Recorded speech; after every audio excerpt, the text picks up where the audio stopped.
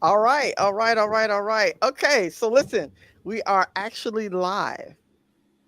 We are live, ladies. Absolutely. Love it. We are We are live live. and we are ready. We got some good stuff to talk about. Huh? You ready for this? Listen, I got my notepad. I'm gonna take notes. So, but before we get too deep into things, I just do a short introduction of myself. My name is Keisha. I am one of the hosts of this wonderful podcast, Regal Mindset. And I have my other co-host, Joy, and I'll have her take over from here and introduce our very special guests. Absolutely. So I am Joy, the coach Young. I am the life coach of the Winning Circle. My pronouns are millionaire mystic and mindset transformer. You can call me anything in between, and I'm perfectly fine, but it depends on if I answer or not.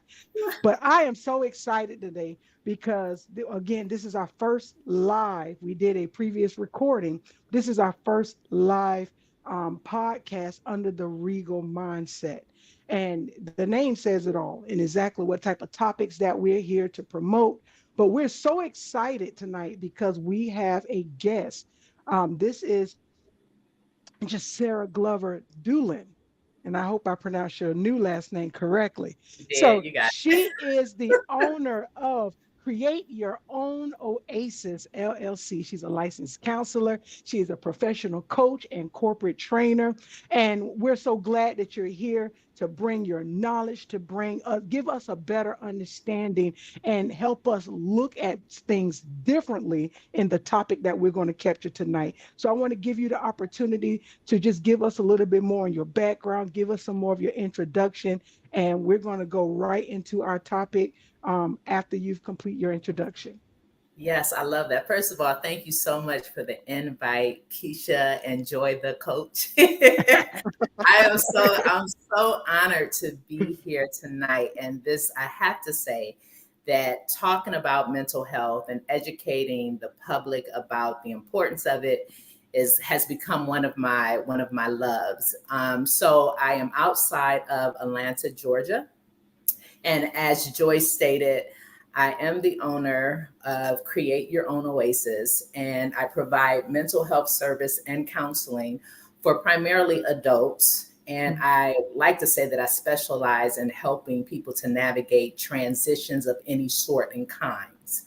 Right. So, having said that, I was telling Joy that a lot of people within a lot of my clients, probably 85% of them happen to be in the LGBTQIA community Okay. because Right. they come as a result of transitioning, trying to figure things out, trying to navigate.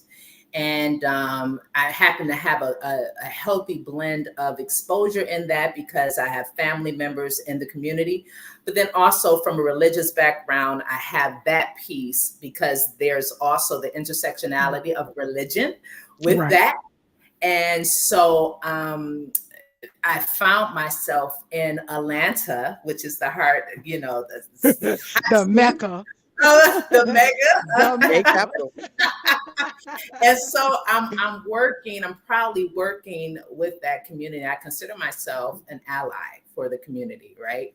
Right. So I wanted to set that up and say that first and foremost. But so here I am, happy to be here, working on completing my doctorate. I'm Oh actually in my yeah. third year and getting ready to just dive into dissertation work only. And I cannot wait. I only have 2 weeks left, and Oh, coursework is done, and we're just diving into the dissertation. So I'm happy to be here.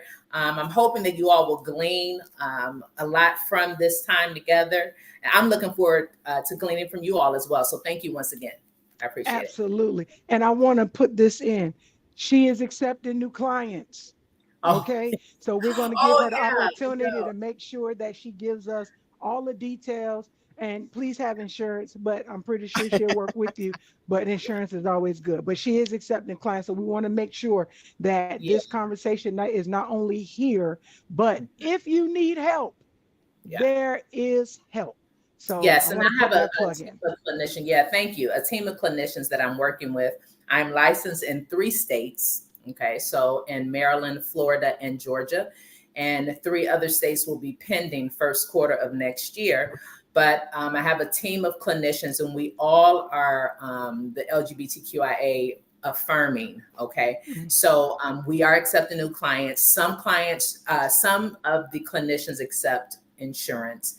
I don't. However, I do issue super bills for insurance reimbursement, and we can talk a little more about that later in the process. So Absolutely. Thank you. Absolutely. All right, let's jump into this. All right. Keisha, what is our topic?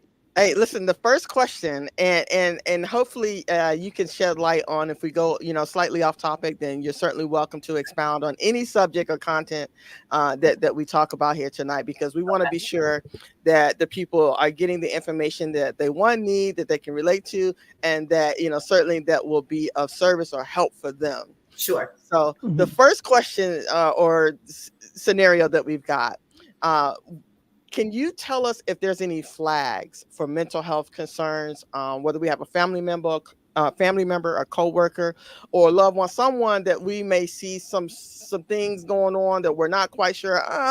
It could be they're having a bad day, or if this is really a flag that says that there may be some mental issues or some mental health concerns. Yeah, so that's a great question. So when it comes to identifying red flags, I often say that it's very important two things.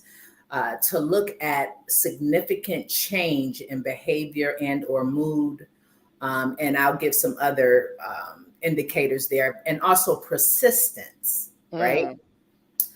We all have bad days.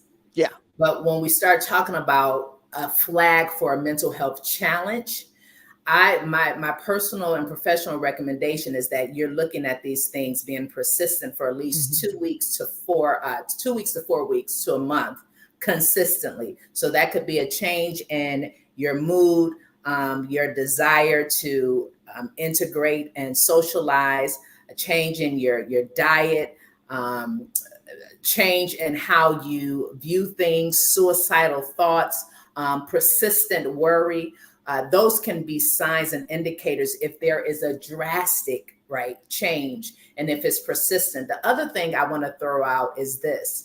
One of the things we don't talk about enough in the community with regards to a red flag is genetics and knowing our family history.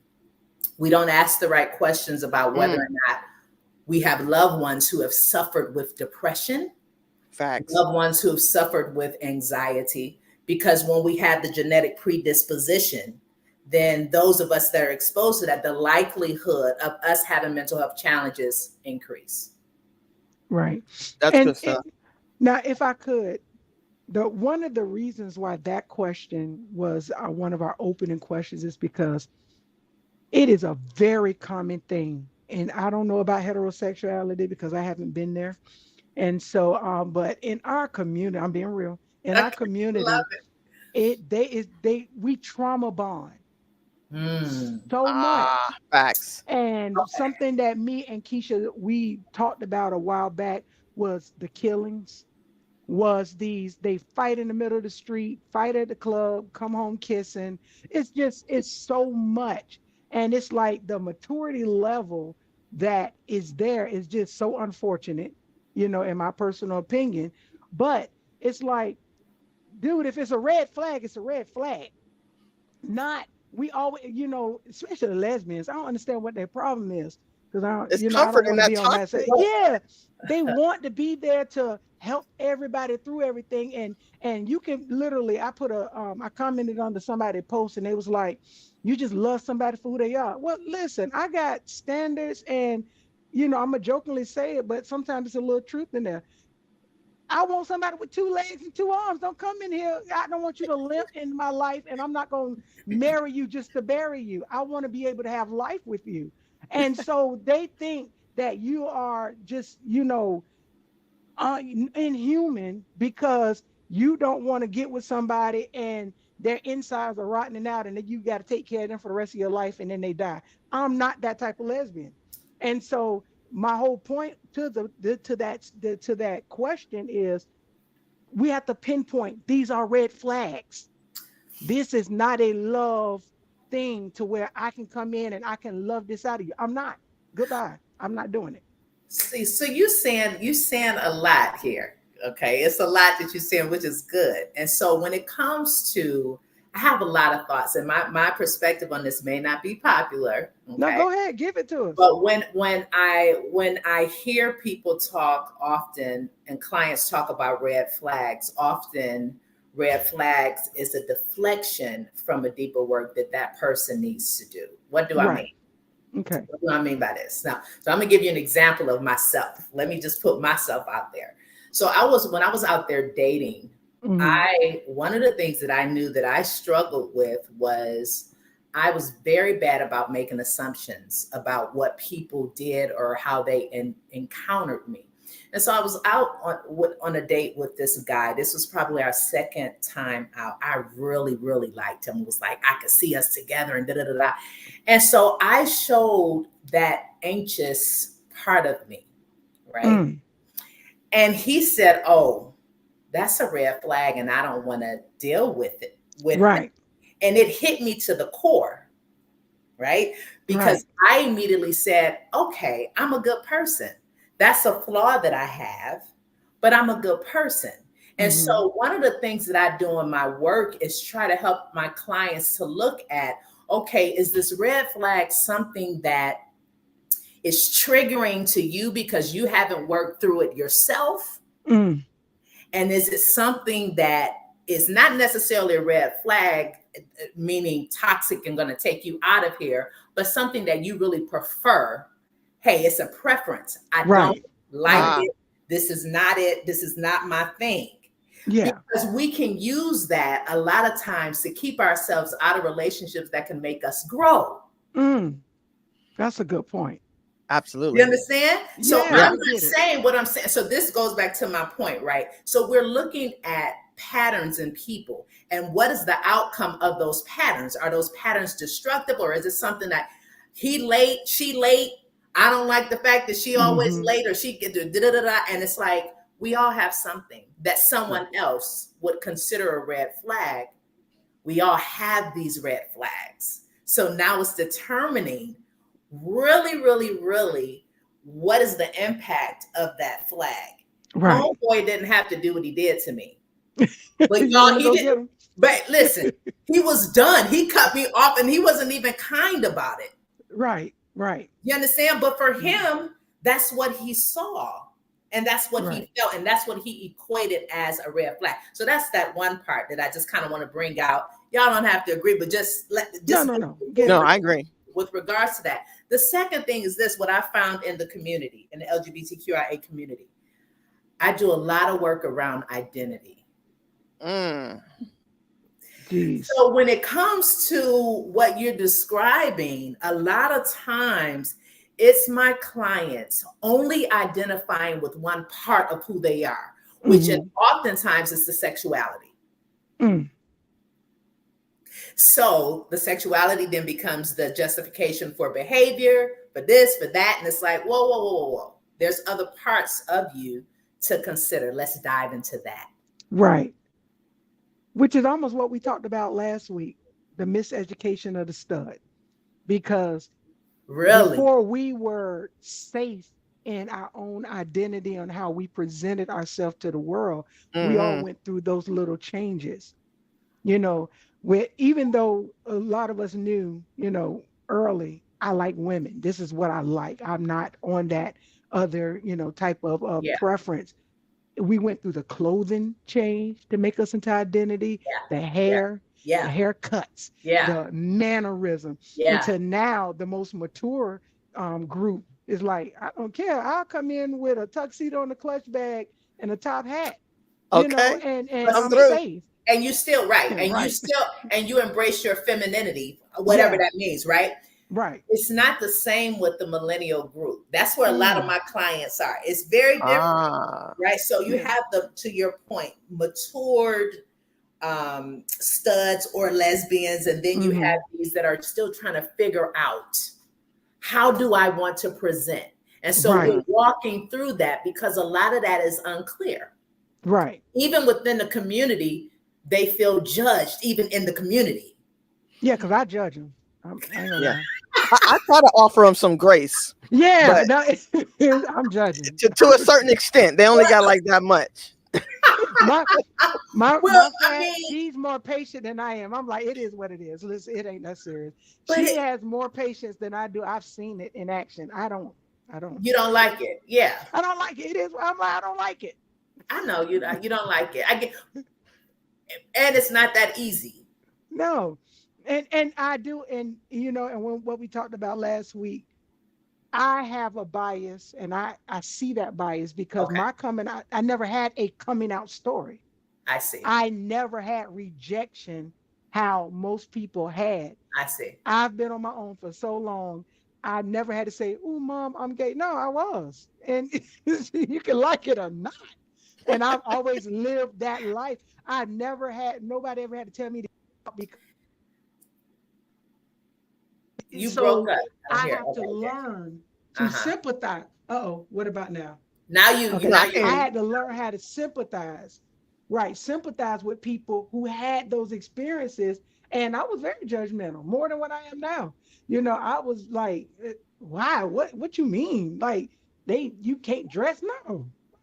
Tell them to shut up, So I had to go through that because I didn't have those experiences. I had a good opportunity to live my freedom while I was finding myself.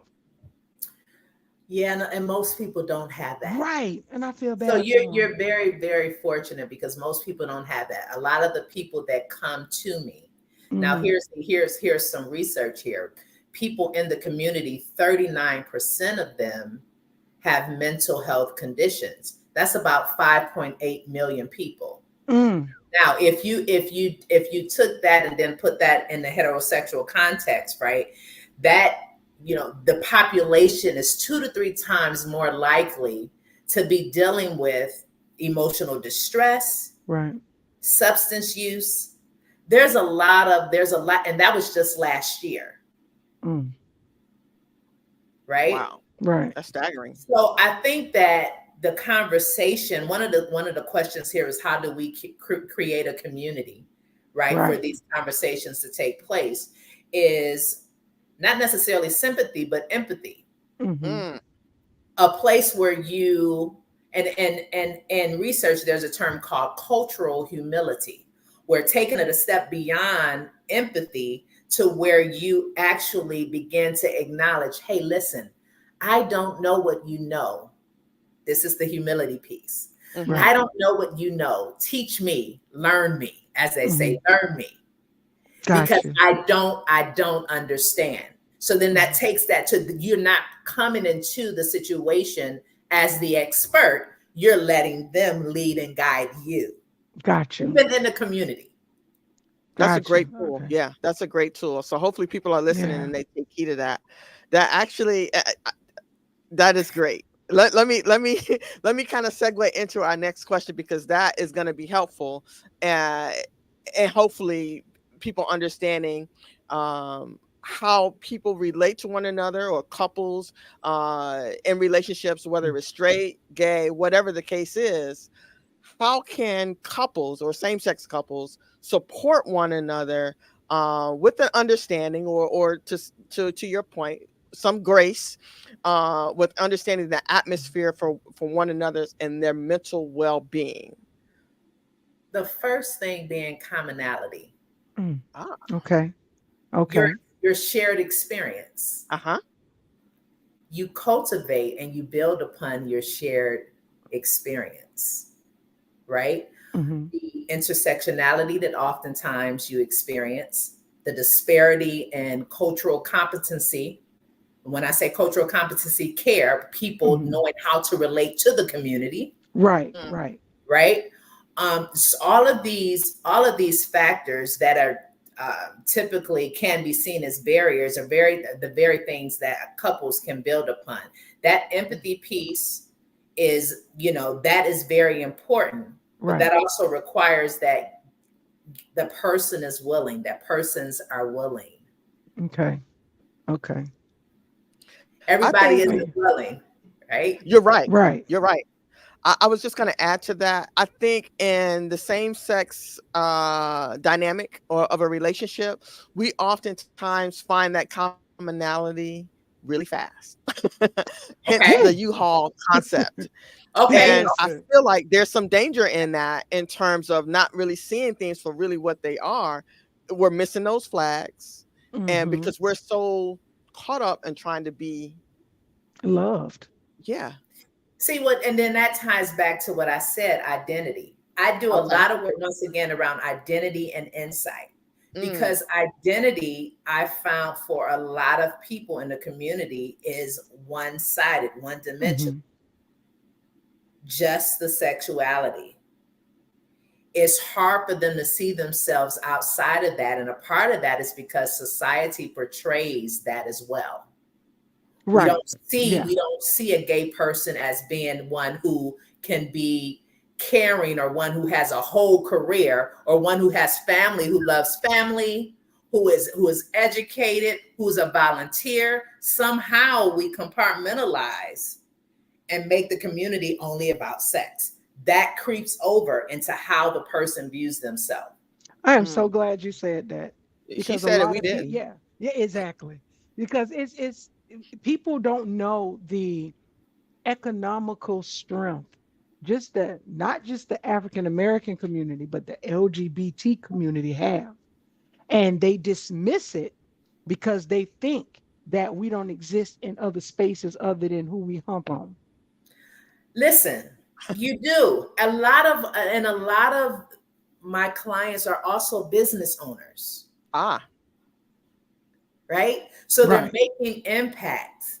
But a lot of times they're confused because, once again, identity. They sometimes even go hard in that because they're trying to prove that they're more than a lesbian or more than absolutely homosexual. You understand? And so really, really trying to help to navigate that balance. And I went off a little bit, but yeah. No, you're perfectly fine. You're absolutely right. I think a lot of to both of you all's point, a lot of people don't realize, like you said, that we do manage and have healthy relationships within our families, within our communities, that we are business owners, that we are CEOs, that we are, entrepreneurs, that we hold, political titles in the political area. There's some ministers. We have it's so much more to the LGBTQ community than people would give us credit for, because I think it's easier for them to continue to dismiss us. But I take that as just ignorance. Yeah, I'm just gonna say it. And the fact that they don't realize we're good parents too. Absolutely. I was getting ready to say good parents, good people. Some of my best clients. Okay. I'm trying to tell you. And I'm not trying to fluff. It really is the truth, the absolute truth.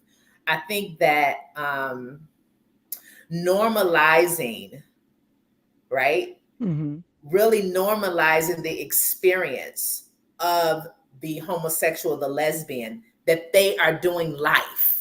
Right. Everything that life entails that a heterosexual engage in. Mm-hmm. Right. Engage in it as well.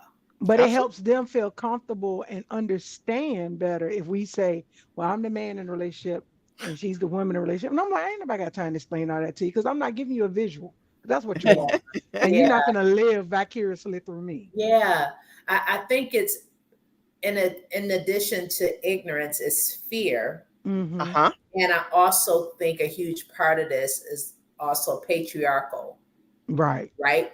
Keeping it in a certain context, what's familiar, because that feels right. Mm-hmm. Mm-hmm. Mm-hmm.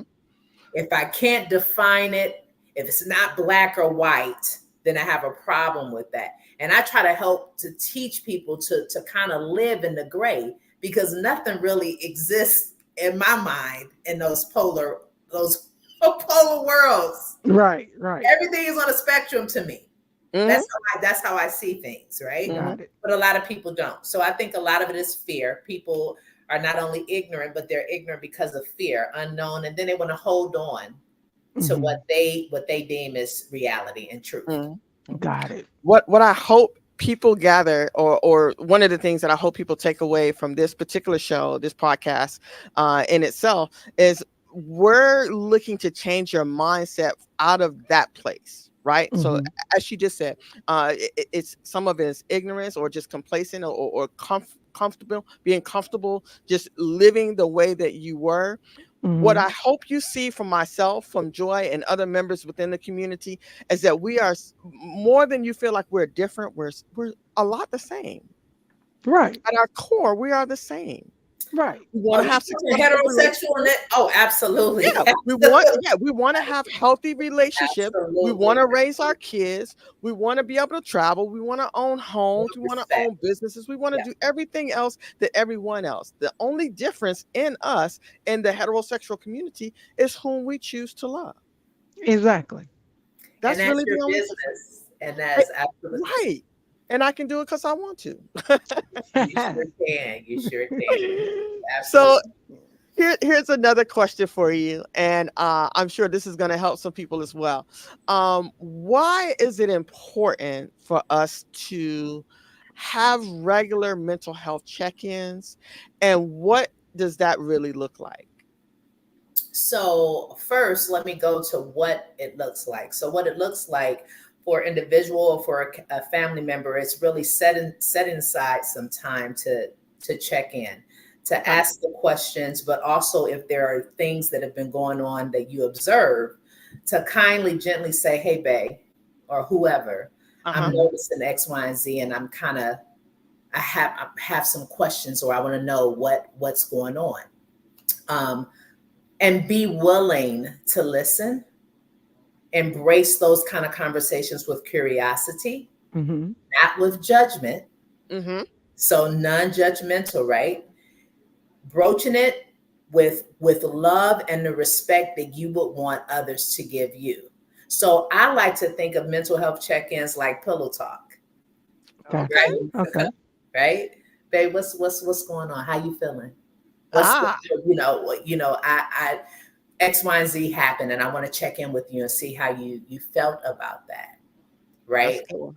Because things are constantly changing, and so there's a strategy to it. You don't want those check-ins to be so formal because you're not the professional, right? Mm-hmm. Mhm. Mm-hmm. You want it to be from a place and space of genuine concern and love. Now, why is it important? It's important because I don't. Can I cuss on here? Yeah. Go Of ahead. Okay. course, we know. Because shit happens. Okay. Mhm. Okay. Shit happens and life is lifing. Yes. So when life is lifing and shit is happening, we have to check in with ourselves and figure out with ourselves and our loved ones, how are you adjusting and how are you doing? I want to check in Right. with you. Mm-hmm. Because when things are drastic and things change, everybody doesn't respond the same way. Mhm.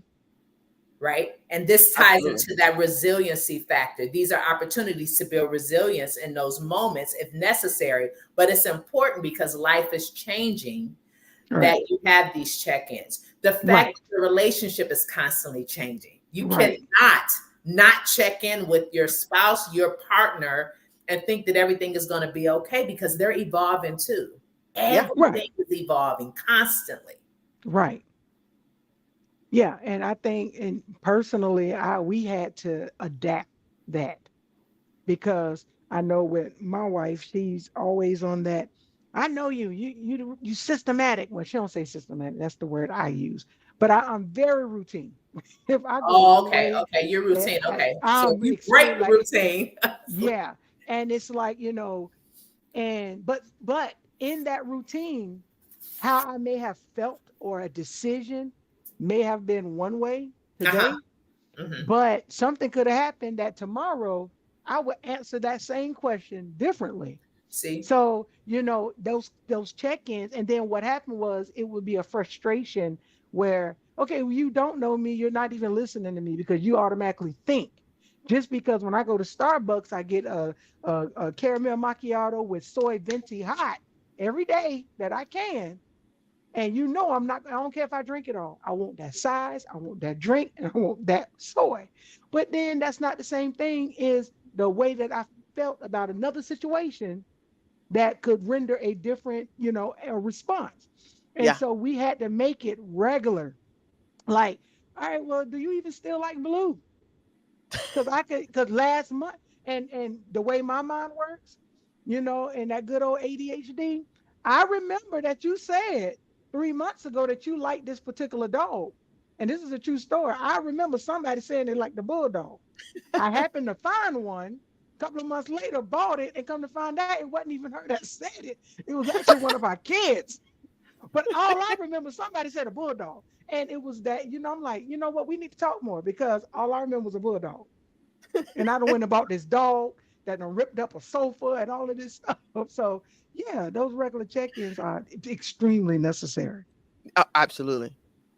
Yeah, it's so necessary. Joy, I really love that example because my husband says that to me often now, right? He says, just because I said X, Y, and Z yesterday don't mean I feel that way today. And in my head, I'm like, what?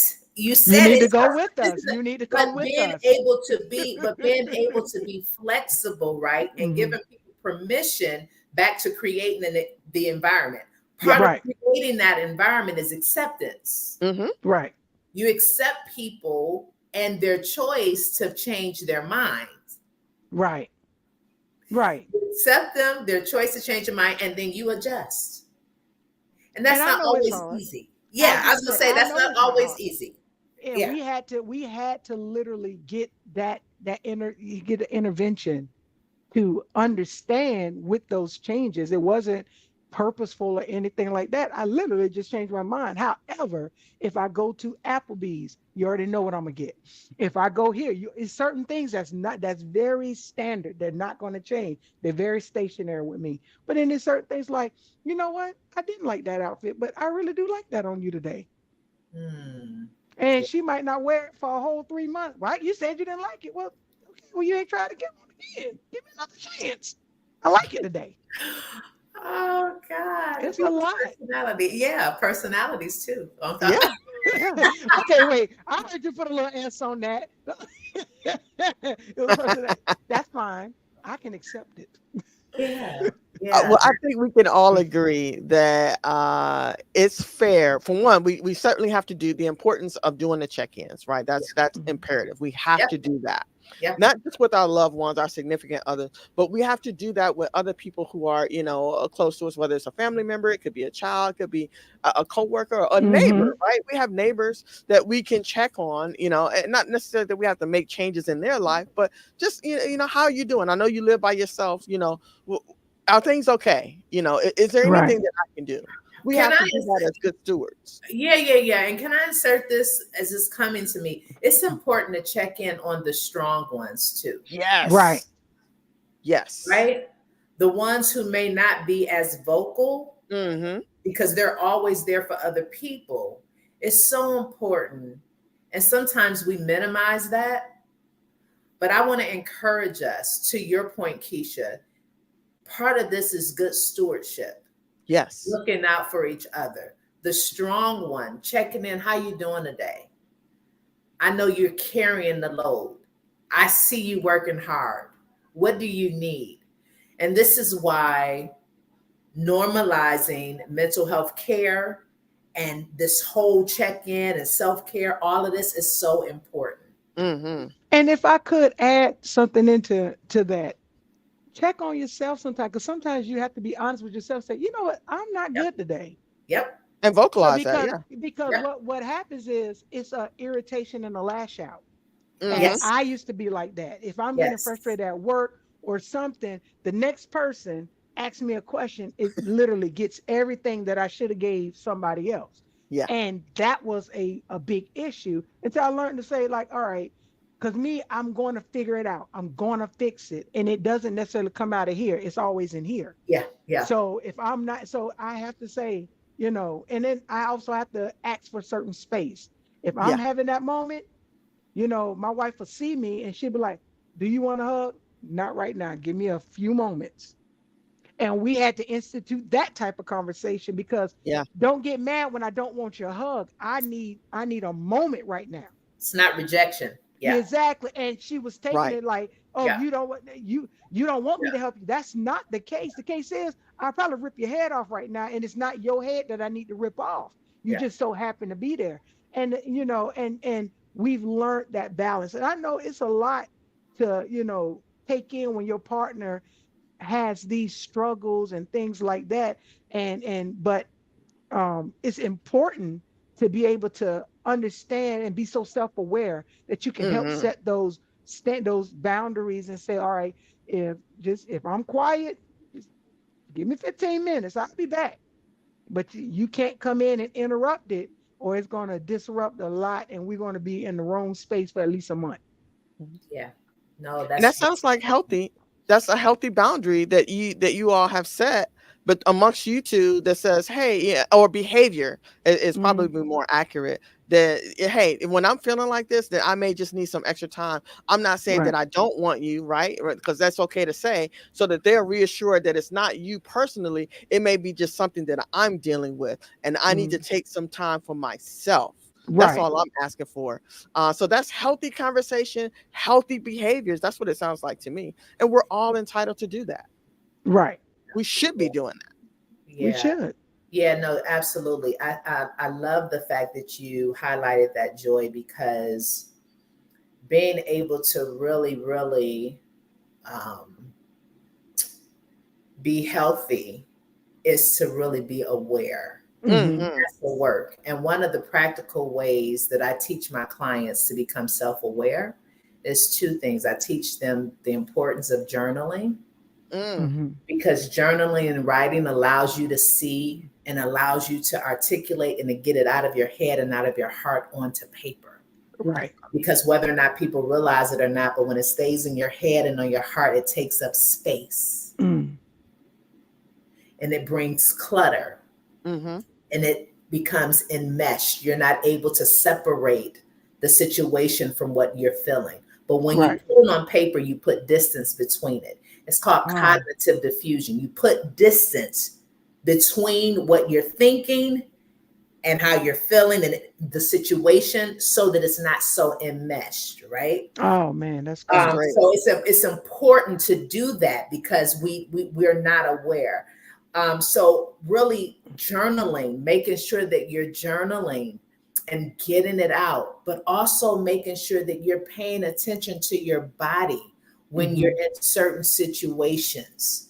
Paying attention to your nervous system, because when there's situations where you may feel emotionally unsafe, there's a Mm. physiological response that's happening. Hmm. And so we don't listen to that all the time. We don't even know. We Hmm. don't know. Jeez. But when you Yeah. become aware, you can be in the midst of someone and you don't feel safe, and all of a sudden your heart starts palpitating really fast. And if you're You're not so right. aware of that, Mm. you won't ask yourself the right question. What's happening in my environment right now that's causing this reaction?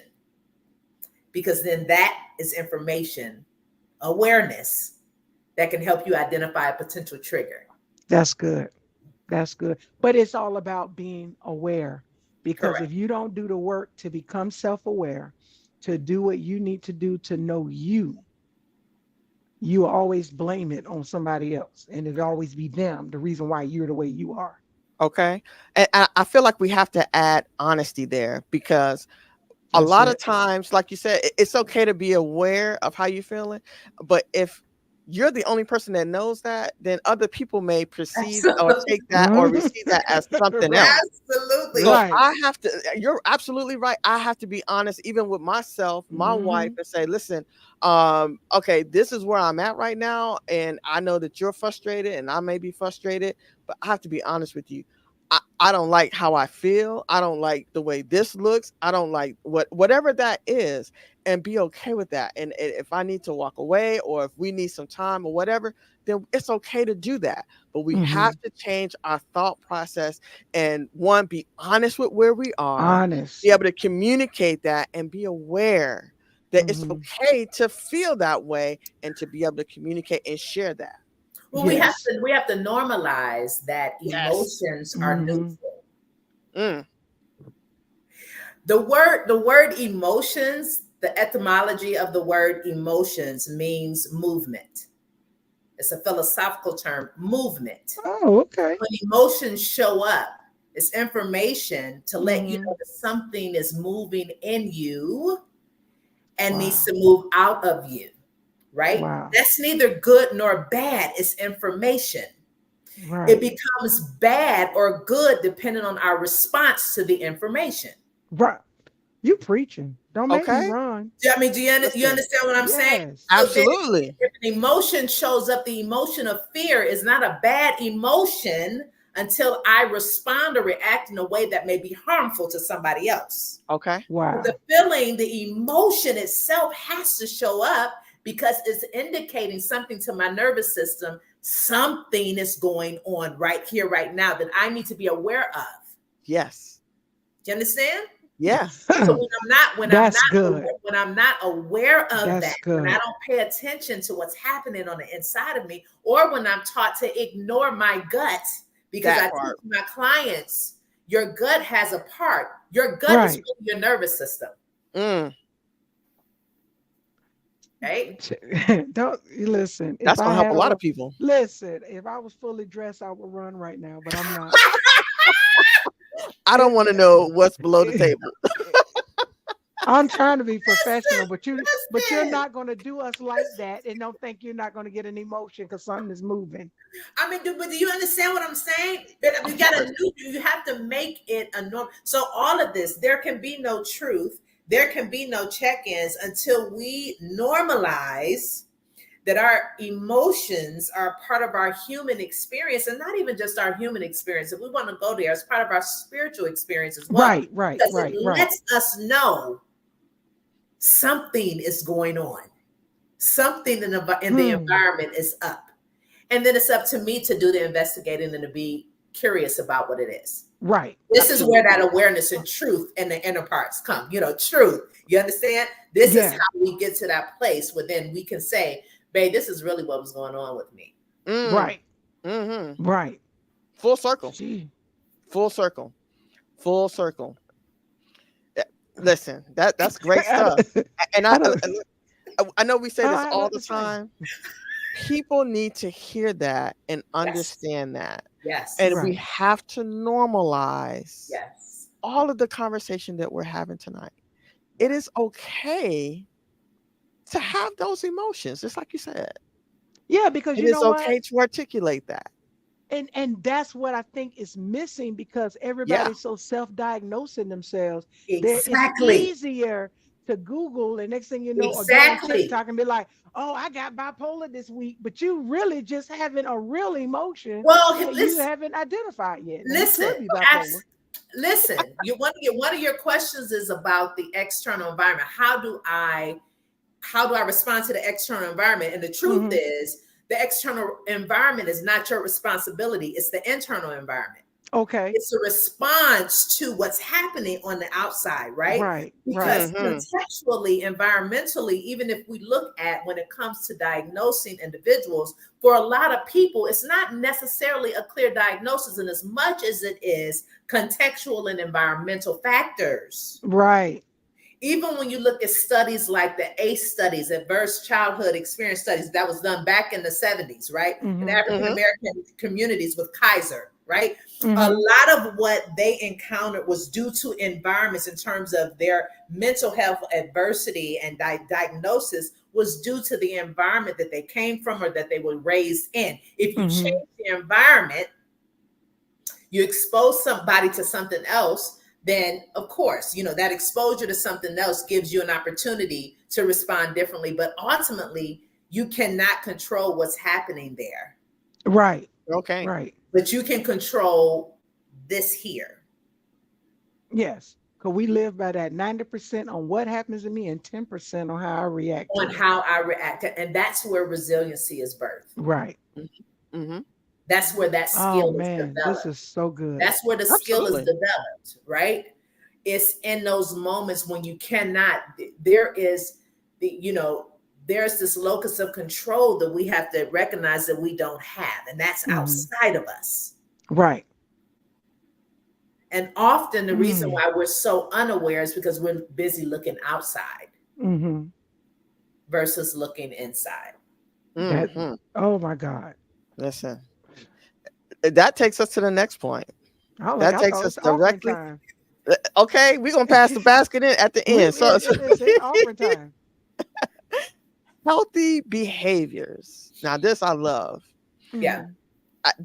In my opinion, this is beautiful. Developing healthy behaviors.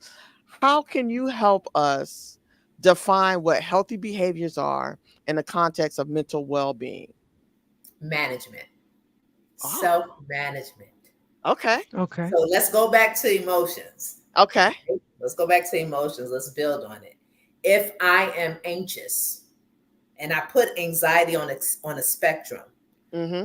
0 to 10, then what healthy behavior looks like is this.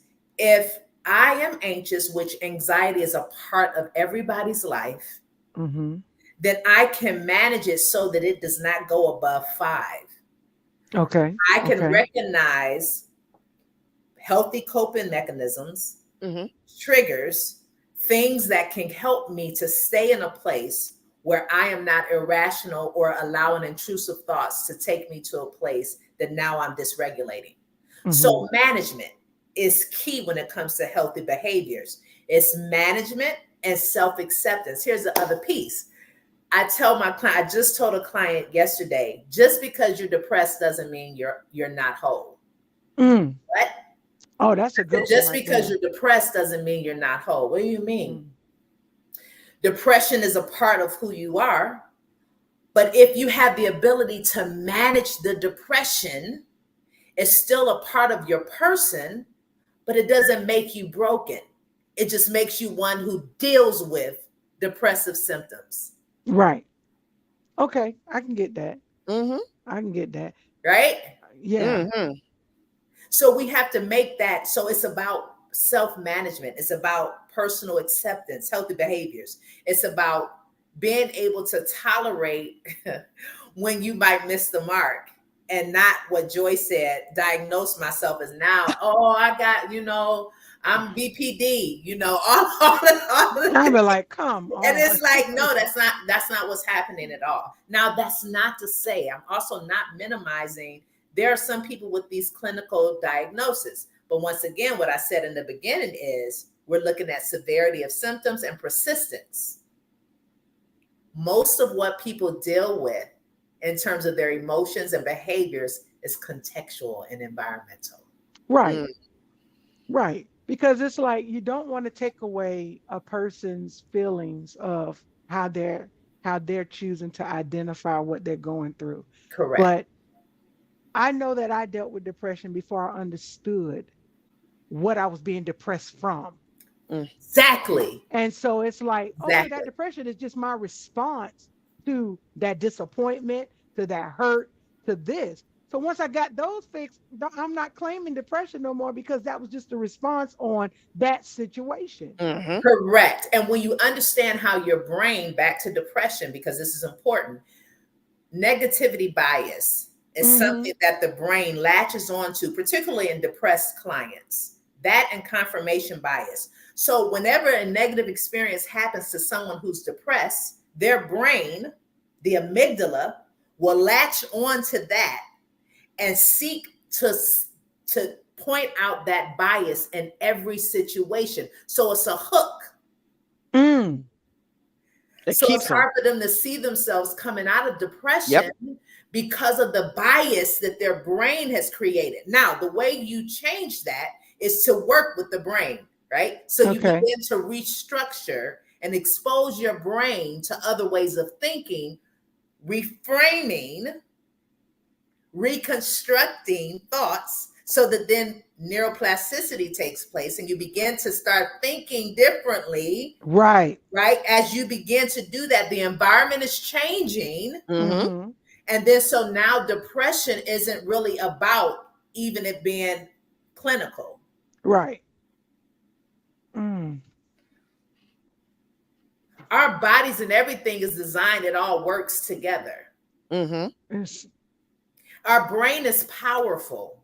right. When I tell depressed clients that your brain cells have the ability every night to recreate themselves, that process is neurogenesis, that your brain cells can literally, when you get proper sleep, proper diet, doing the right things, your brain cells recreate themselves And you can establish new thought patterns by exposure to them. Right. Right. Right. Oh my God. So this all works together, right? When you have that and you have the awareness, when you have the awareness and when you are open to educating yourself, right? And when you have a therapist who will challenge your thoughts. Right. Because a lot of therapists don't. They want Yeah. you to keep reliving them, rehashing them, and the next session you're doing the same thing. I'm not that girl. And I stopped going because of that reason. Because I'm like, I'm tired of talking about it. Yeah, no, you're gonna be challenged in myself. When you come to me, I'm assuming that you want to get better. Right. Right. Exactly. Because I'm like, I am so tired of talking about it. And then even in the world of life coaching, they don't understand. Like, I'm not here to talk you through that. Let me know when you have made up in your mind for a change, and I can help you with navigate through that change. I'm not here to talk about what happened to you when you was 5. I personally don't care, because I have a lot of stuff that happened to me when I was 5, and it was good. So I don't want to live your bad at 5. And that's the difference between coaching and therapy. So I need to. Because I don't want to hear. I gotta know. I gotta but do you understand what I'm saying? Y'all understand what I'm saying? Yeah. Yeah. I get it. So healthy behaviors. I said all of that. You're giving us a lot of tools tonight. I hope everybody's paying attention. I know, and I want them to just to revisit this video multiple times because that is like, listen, you have to want that change. Yeah. You have to accept that change, and you have to do what it takes to make and maintain that change. If not, like you said, that hook, you're gonna get stuck, and nobody want to deal with you, because you got to keep in mind, when people have progressed and made certain changes in their life, you will be left over there, because we don't want you to bring that energy over here, because nobody wants to deal with it. And I have friends like that, to where you had to be honest with them and say, you're bringing me down. I can't deal with it. And you have to it's like, we don't want to talk about the damages. We're here to have a drink and have a good time. Smile through it if you got to. We don't want to, and people think that you're mean and harsh when you're rejecting that emotion that they want to give out. You're not, we can't do that. As your friend, and I had to tell one friend this, I was like, listen, don't bring it up no more. We've heard about that situation more than 4 times. Don't bring it up, because we can't fix it. You need to go find somebody that can help you fix it, because us as your friends, you can't put that weight on us. And then you can't. Boy, that's good. It don't belong to us. That's good. That's good. Now that doesn't mean I don't want to be your friend. But it's like, you can't do that, because it's not healthy. No, it's collateral damage. Right. And then you find yourself crying, and you're like, well, why am I crying this week? And it done connected, because now, if we're going to talk about the spiritual part, it done connected.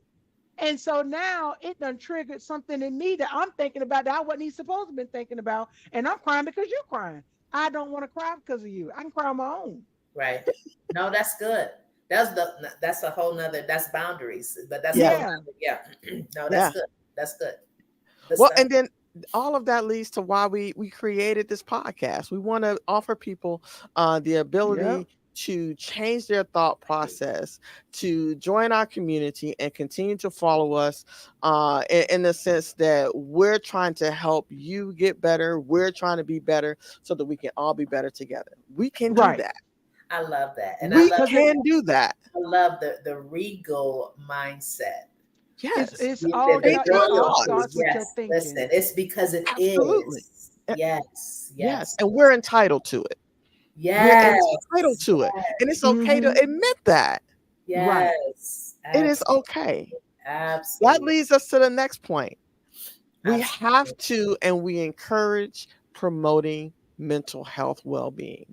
Yes. We understand why it's important to check in. We understand the behaviors. We understand the challenges that goes with that. We have some tools that Jacera have shared with us throughout the night. Promoting mental health well-being. Now, the question for that is that, what role does self-care play in maintaining good mental health? It's the blueprint. It's the foundation. I It's the agree. foundation for healthy behavior and mental health. And I'm not just talking, y'all, about getting a manicure and a pedicure, Right. right? Okay. Beyond that, I'm talking about nurturing your soul. Mm, Sort of kind of what Joy was talking about with regards being in a community of people that will uplift you, Right. particularly if you're absolutely. one that's constantly pouring out. Being Intentional. able Yeah. to, yes, being intentional. So when we Mhm. talk about self-care, it's intentionality. It Mm, is the intentional act of nurturing yourself. That's my mm, definition. The intentional Mhm. act of nurturing yourself. And it's not looking for other people to do it, but it's intentional, you being intentional to go out and seek it. Right. Right. So that might Right. look like certain connections, being around mhm, certain people. That might also look like what Joy said, not being around certain people. Self Right. care, right? mhm. I know that my friend is always heavy and I need to be rejuvenated. I might not hang out with her that night, Mm-mm. right? I might choose something different. It's also knowing when you need to rest, Right. right? Right. Knowing when to rest, when to stop, when to set boundaries. This is all self care. Mhm. Right. Mhm. Right. Right. So I Because want to take, Protecting your I peace. want to, yeah, I want to demystify this whole notion of self care is just yeah, because that's what pedicure. social media Right. tells us. That's Yeah, what yeah, Yeah. yeah. social media No, no, no, no, says. Go no. get your Self pedicure. care, Go get your hair done. yes. Self care is setting a healthy boundary. Mm-hmm. Mhm. Self care is going to bed and getting yourself decent sleep when you know that you a mean when you only get 4 hours. Okay. Right. Do you Right. understand? So it's being intentional, right? It's planning when you know you need to plan. Mm-hmm. You know the holiday is coming up Woo. and you might not want to be with that loved one, with that family member. And self-care says, listen, I only got 2 hours for you. I gave you 15 minutes. It's good. 15 minutes. I got I 15 protect my minutes for peace. you. I protect Right? my peace But at all costs. it's prioritizing nurturing yourself. It can be prayer, it can be meditation, Mm, it can be sacred Mm-hmm. books and sacred texts, right? But it's being very intentional about pouring back into you, especially mhm. those of us who are constantly pouring out. Right. That you We be need very that. intentional about pouring Yeah. into you. That's so Listening Mhm. to yeah, that is listening the to bedrock. music. You Yeah, could just sit music. there and listen to music. Now, granted, Music you is don't. another one. Now if you mad and upset, you might not want to listen to some crime mob or Knuck If You Buck. Right. But you might go listen to some Andre 3000, hear some flute because you need to Yeah, calm I'm about to down. say, and it's Andre 3000. I It's love it. nice. Oh my It's God, it's nice. very Uh, nice. It's I got very, something else to say about that because I was going back and forth with somebody on Facebook about yeah, it it's because very the nice. church has already demonized it. I'm like, Oh dude, my it's a God. flute. No, it's the flu. And listen, it's And it's certain really nice. vibration. Well, certain vibrations and certain frequencies Yeah, and elicit you certain need that. emotional responses and Mm, also helps to balance out the energy, your energy system. So this all works together. In my work, I tie that piece into this. And Hmm. that's a part of mental health for me as a therapist, that I tie that into my work. And a lot of people, and I want to bring this up from a corporate perspective. okay. If you are dealing with certain things where it's affecting even you at work, your job, most employers give you EAP. There's resources out there to where you can be anonymous as you want, and no one is going to judge you for utilizing those free benefits that's at your employer. Let me tell you about one. Modern Health is one Hmm. Okay. out there. Modern Health EAP Okay. Okay. for people. That's nationwide. If you want, if you're looking for therapeutic services and your company is a part of it, you get up to 8 to 10 sessions Right. And it's free. and They free. pay for it. Correct. Free. And Correct. I think a lot of people don't look at those when you start jobs, and because I talk to a lot of different people and I try to coach them in particular ways, and they don't look at those benefits. They look at medical, dental, vision. They don't look at the Oh, life that's a great point. insurance. They don't Yes. look at the short-term disability when you Yes. may need Yes. that, and they don't look at EAP. And I learned early about Yep. EAP. Yep. And That's so, awareness, though. yeah, They may not and be you aware. that Yeah. part. Yeah. Read those benefits because if your employer offers it, it's okay, because one thing, and I know that, and I don't know if people deal with this, even like a lot of employers, I would say I could think of at least 8 employers now have even where they will help you through substance abuse. Yes. Mm, The thing is, you have to be able to come to them and say, I have a problem. If Yeah. they come to you and say it's a problem, they're about to fire you. But Correct. if you go to them in Yeah. confidence in HR and say, I have a problem, they are not going to terminate you. They're going to put you through that EAP program for substance abuse, hoping that you can get it together. So mm. there's resources out there. You don't have to be self-medicating. You don't have to, now granted, if you on hardcore crack, you might need a little more. Assistance. If you up there, yeah, if you up there tying off and tapping your heart, That's a different. That's a different podcast. that's a different one. But I'm saying is you got help if you just need a little help, But if you in there and you selling stuff and people, you might need a little bit more. For sure. But a lot of people don't know. At work, you do have these resources that you can take advantage of. Yeah. Don't I would even go so far as to say, and I'm glad you all brought that up. I think I've used it before in the past, but I do forget about it.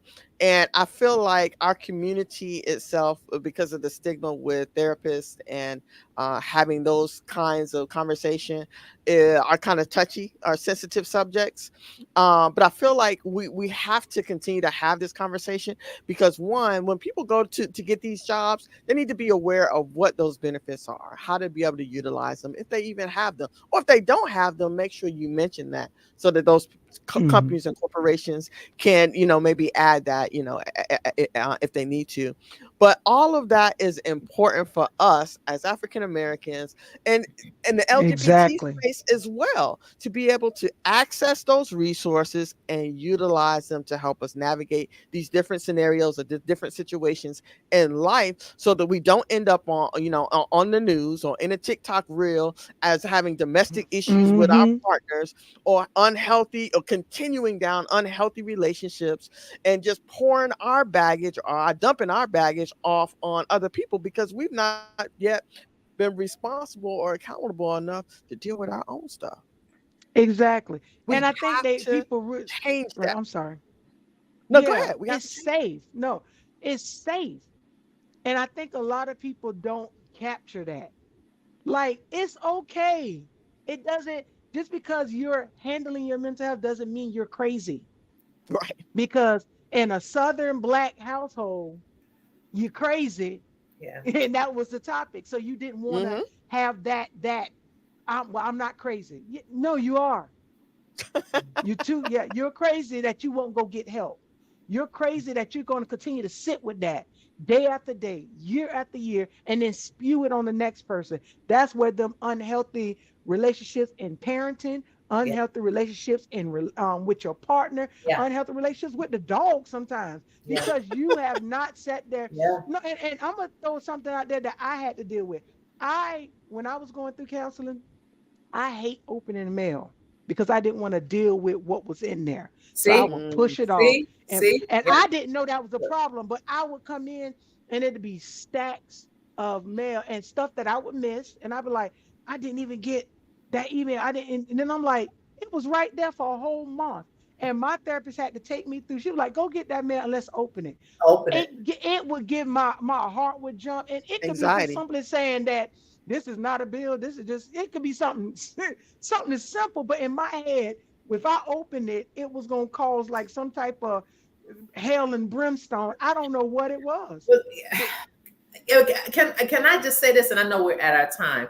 A lot of behaviors, unhealthy behaviors in the Black community are inter and intra-generational. A lot of the things called curses are exposure to bad habits. And because of being in those environments, we repeat the same thing. Goes back to what I said earlier. This is called epigenetics. You're in the same environment.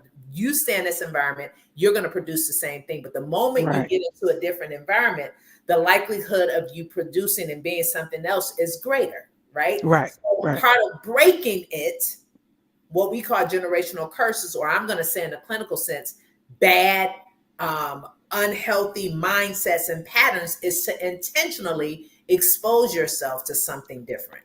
Got you. That's good. That's good. Absolutely. Well, I know, like we mentioned, we're at our time. Actually, we're a couple minutes over. I don't want to hold you, just Sarah, from This anything has that you been may so have. delicious. Oh, absolutely. Listen, we're gonna re-show this or I hope run this so. loop. Yeah, loop it back because I want, people to walk away with a better sense of, the importance and the severity of checking in one and developing healthy habits, better Yeah, relationships, and all of those things, all the tools that you gave us tonight. So I first want to say thank you so much for absolutely. allowing us the time to be able to come onto this platform and share your knowledge, your experience as an expert to help our community be better to get better. Absolutely. I'm so Joy, do you honored have that I something you was want to say? here. Thank you. I'm just sitting there thinking, like, with the nuggets and the information that we got tonight, I want everybody to send over your card information and your medical so she can bill you because listen, that That's was a some whole good stuff. I'm session. sitting that was a whole session. I'm sitting there Yeah, like, Jesus Christ. we done fixed I'm like, everybody now. exactly.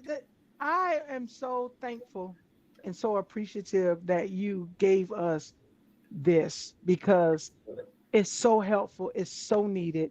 And thank you. Thank Yeah, you for one being affirming and being welcoming yeah, because the community does need that. Is Hmm. with the rejection all the way around yeah, and just being available. We definitely please give us your website information so that we can capture sure, that, Share that. sure. so that people that do want to participate, if you can help them or if you need to direct them, in a different way, Yeah, absolutely. please. Absolutely. So I'll give you my web address, and I was going to ask you all if I could share with you all later on, give you a list of resources Yes. Okay, yeah. specifically for the community that you can post on if you have a website or your Yes. Yeah. page that you can post. So my website is www.createyourown.oasis.com. And once again, I'm licensed in the state of Florida, Maryland, and Georgia. We have a Mm, team of clinicians that are ready to serve you. I like to call us, we're inclusive, integrative, and holistic. So that's our good. approach is not just clinical. You might get a little sound bath therapy. You might get some meditation. You might even get an oracle card reading. It's Hmm. I incorporate all of that because when I That's work with good. marginalized people and people of color, a huge part of our mental health is connected to our spirituality, not Right. Mm. religion, but our spirituality. Spirituality. So I have to bring that as a competent, culturally competent clinician. I bring that into the space. Right. So Yes. there's my information. You can reach out that way or email me at create your own oasis LLC at gmail.com. And we're here to support. I am so grateful to you, Keisha and Joy. Thank you. I love it. I Thank hope you. y'all have me back. I loved y'all energy. Of Absolutely. course. Absolutely. So let Of me come course. You are welcome Absolutely. anytime. Yes. We're this is something Thank that you. our community needs, and we're going to do everything we can to bring these resources and feed them. Yeah, great. That's our job. We're going to Awesome. feed you I love the it. Love information you need to get the help. it. Love it. Love it. Love it. Love it. Great. Well, ladies, that's all I have for right now. I'm gonna go ahead and end this session. You guys can stay on if you want to, All but I'm right. gonna go ahead and end the session. I would just say to everybody that's watched us tonight, please like, please follow. It doesn't cost you anything. It's not gonna cost you anything to like, to follow, Mm. and to share our content. We're growing our community, and like we said throughout this whole show, our purpose is to be intentional about providing information and resources that is going to help you live a better life, a healthier life, right? Mm-hmm. And so that we can all be better people. We can all help one Absolutely. another. We can all do that. And again, it's not going to cost anybody to share, to like the content so that the people who need to get it, to people who need to hear it, have access to it. Okay, you Right. can reach out to us on our website. We're going to link Jasara's information on our website and our Facebook page. And I believe there's another place that we can put it at as well. I want to say TikTok as well. So we're going to make sure that you can reach out to her if you need to speak to her. Thank you, ladies, again. It was wonderful. I loved it. But until next time, y'all have a regal Think mindset. positive. Okay, Bye. think Absolutely. positive.